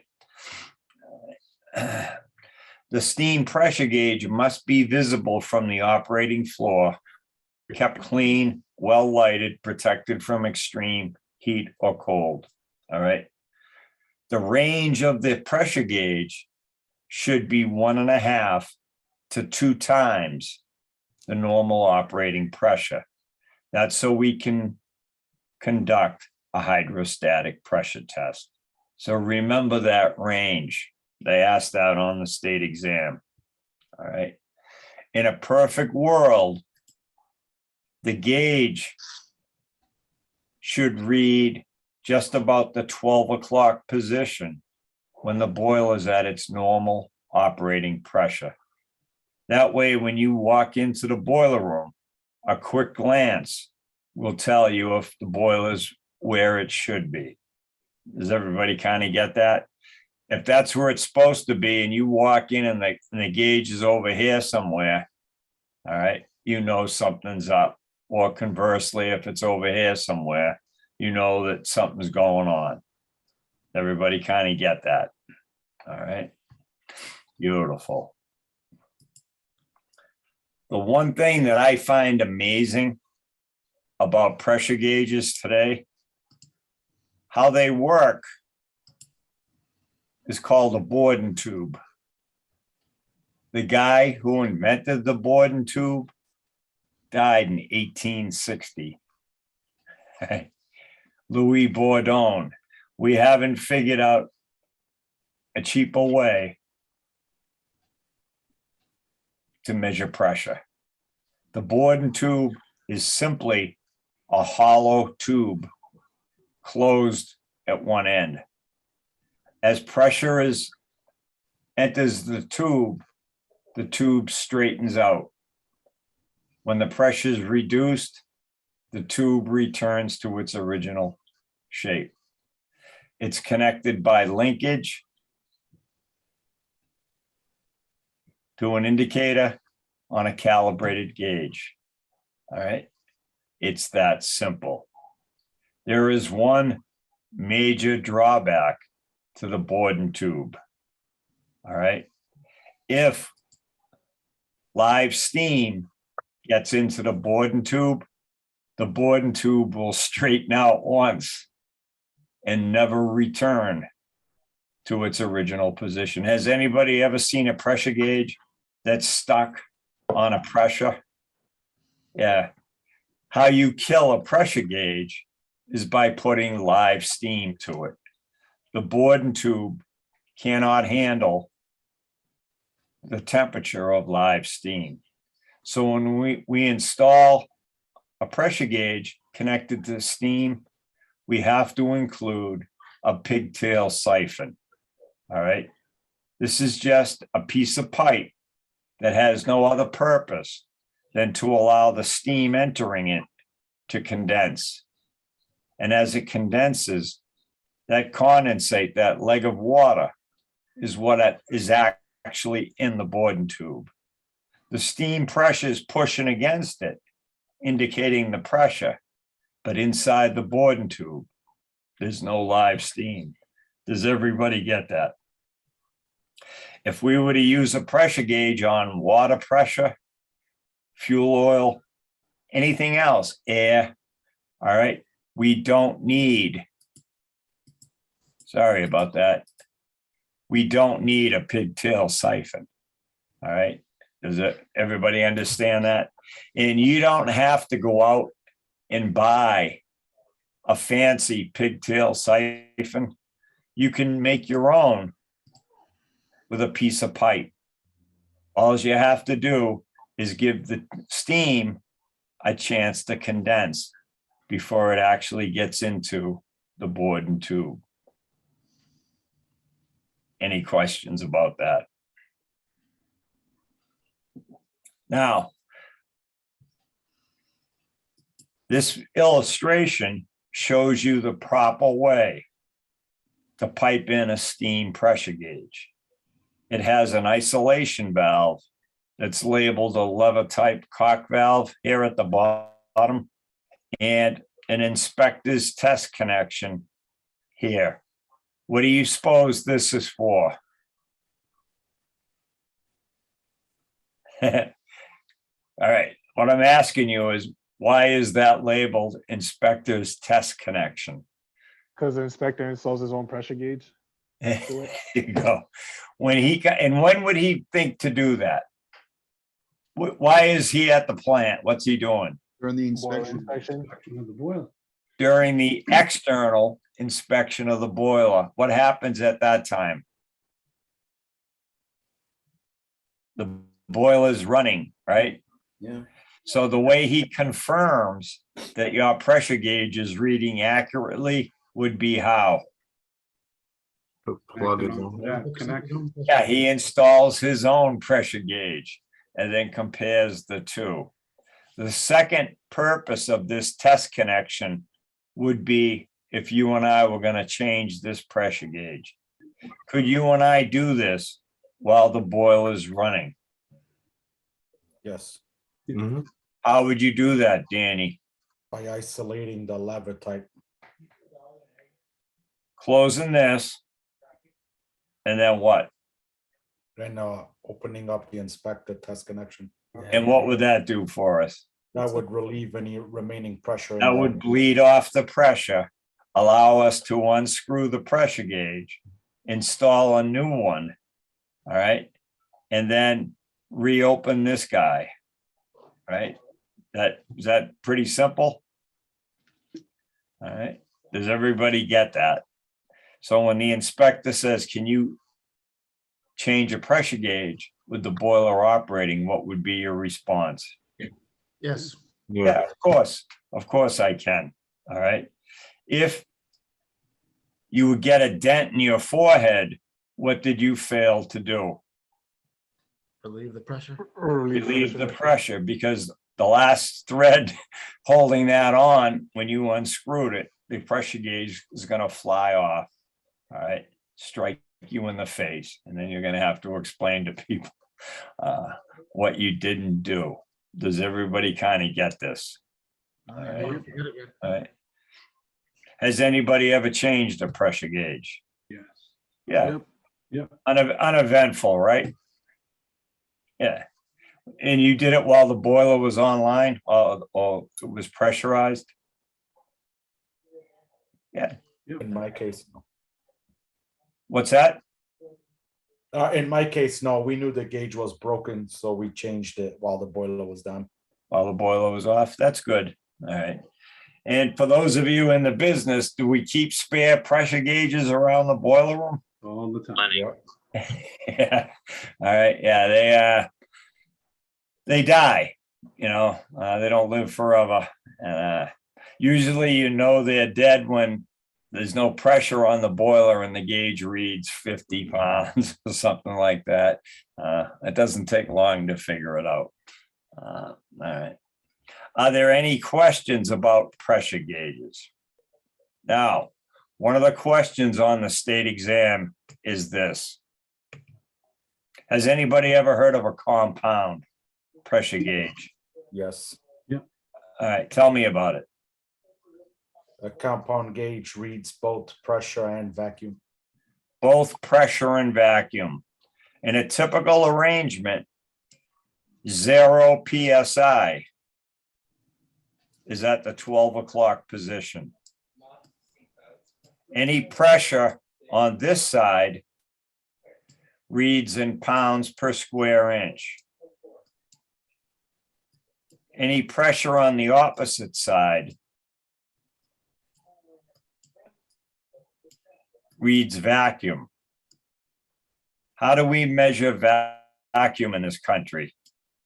Inches of mercury. Inches of mercury. Excellent. And how did we come up with that? Barometric pressure. Okay, very good. Very good. Everybody's heard of a barometer, right?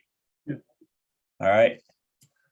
When it's a standard day outside, what should the 29.92. barometer read? 29.92. Excellent.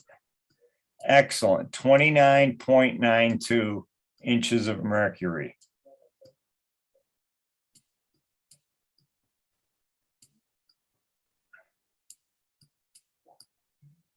That equals 14.7. Actually, it equals 14.699 pounds per square inch, which is standard atmospheric pressure at sea level. You and I take that as 14.7. We're not sticklers for details. Close enough for government work. All right. Now, what advantage would it be to have a compound gauge that reads both pressure and vacuum on a boiler?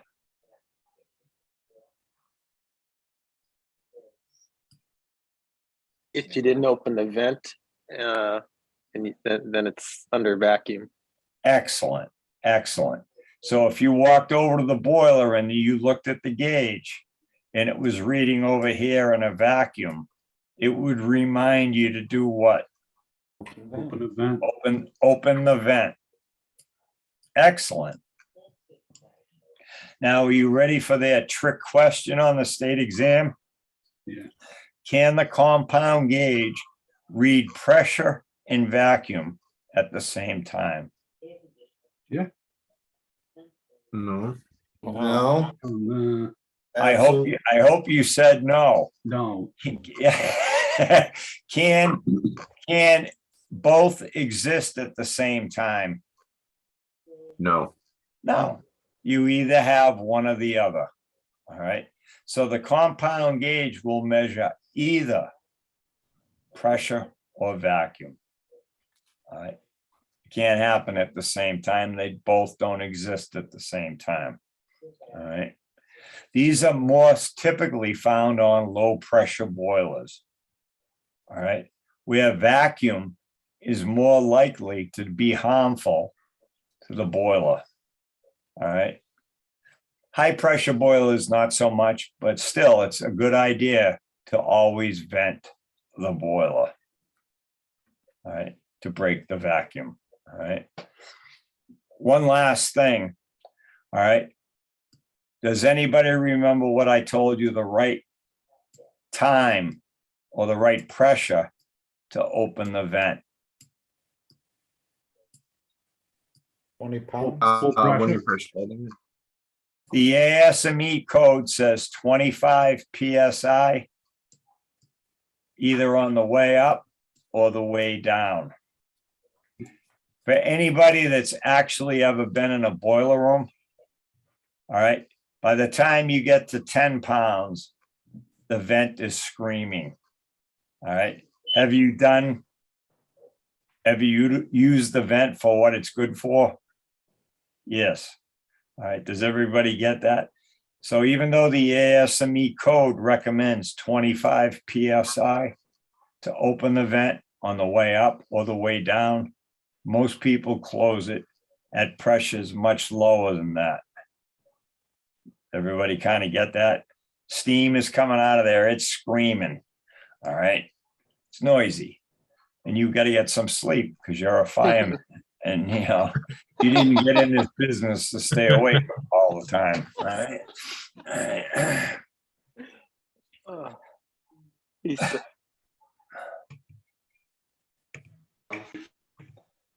All right. I think I covered everything that we need to cover tonight. Are there any questions?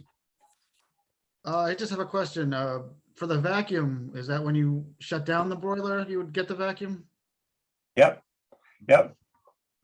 You know, when you think about it, it comes to you, but most people don't think about it. When the boiler's on, it's making steam and the steam lines are filled. When I shut the fire off and everything starts to cool, the steam condenses. If you're lucky, a lot of that condensate will come back to the boiler. But guess who can't get in? Here. Air. Can't get into, it's a closed pipe or it's a closed drum or shell. Air can't get in.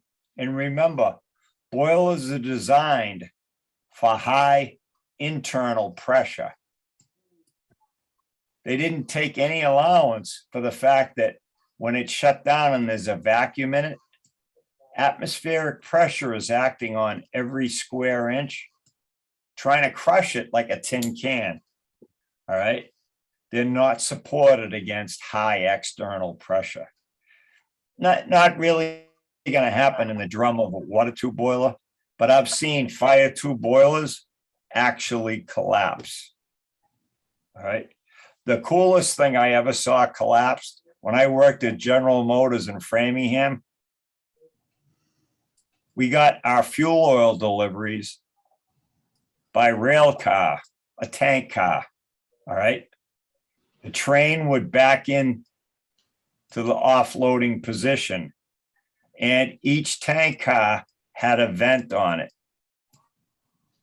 Me and my partner would hook up the pump to offload the oil, and like two fools, you'd see us running at full speed to do this before the train guy could climb up a ladder and open the vent.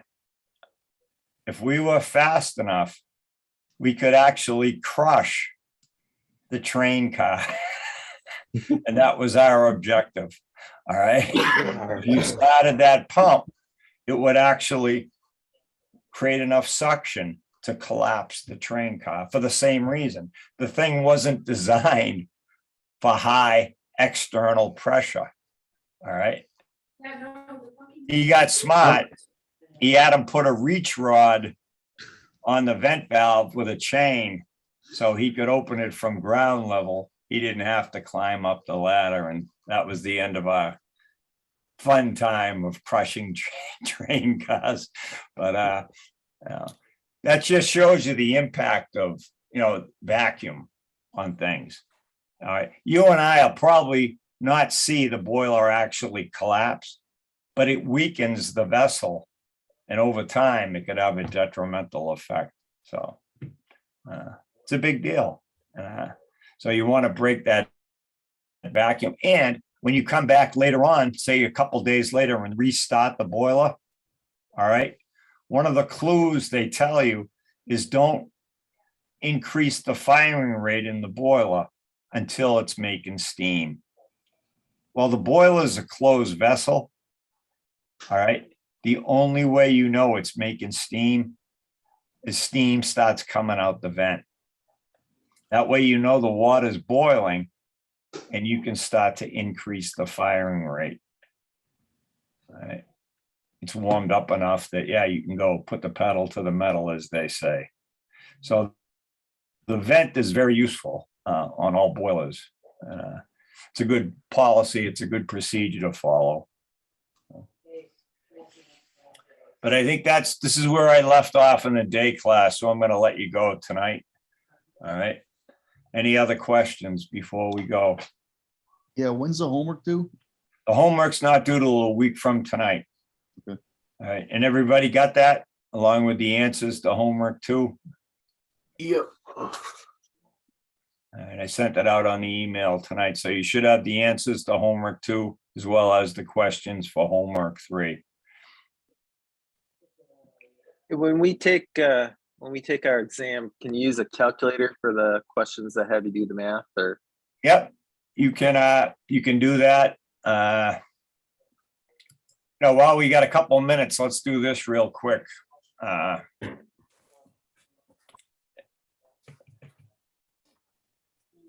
Next week sometime, I don't know what day I'll do it. I'll go through all the math questions that they ask on the state exam. That's not the one I wanted. Hold on a second.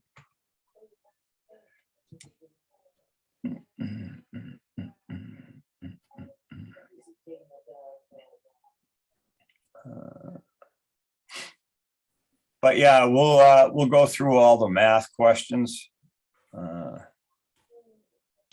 I don't know where I put that right now, but I have a whole 20 problems, and it covers all 20 math problems that'll appear on the state exam for you.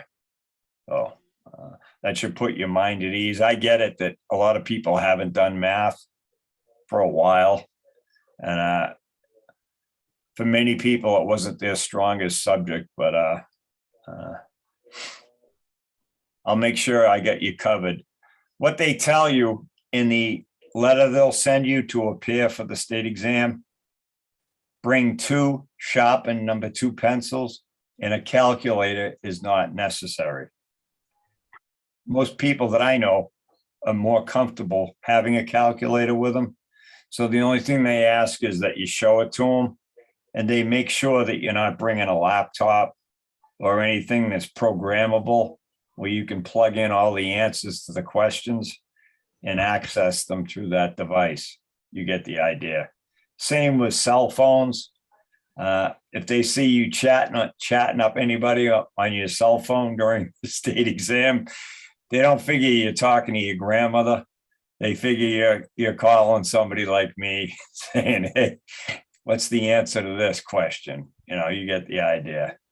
So they're a little concerned, but they do allow you to bring a calculator. Let's see, who went to the test? Danny, you took the test, right? No, Well, you took it a while ago, right? Yeah, yeah, Did you bring a calculator? Do you remember? I did not. Yeah. I'm trying to think anybody else that took it recently. I went recently. They didn't ask I me took any it after. fairly recently.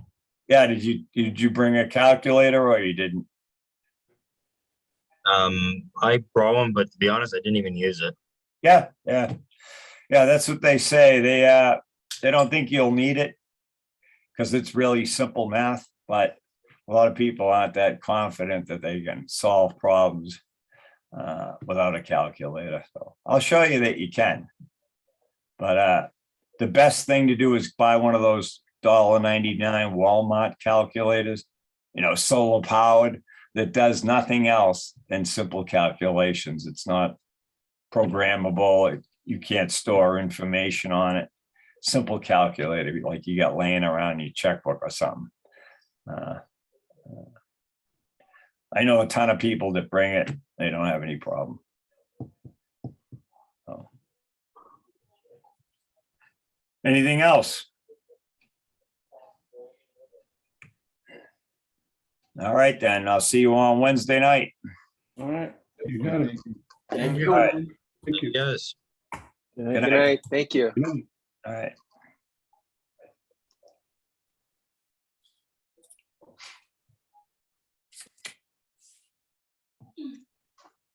Hey, Thomas, I have a question. Yep. A friend of mine was asking, do you have to go to accredited school to take the fireman test, the state test? No, you don't. Okay. There's no education requirement for second fireman. All you have to do is be 18 years old. Yep. Right? And in some cases, they ask that you at least be in a plant that has steam in it. You've been exposed to it, but there is no requirement for you to go to school Okay. for any license. Wow, that's amazing. It is. It is. Most people, just the terminology, Yeah.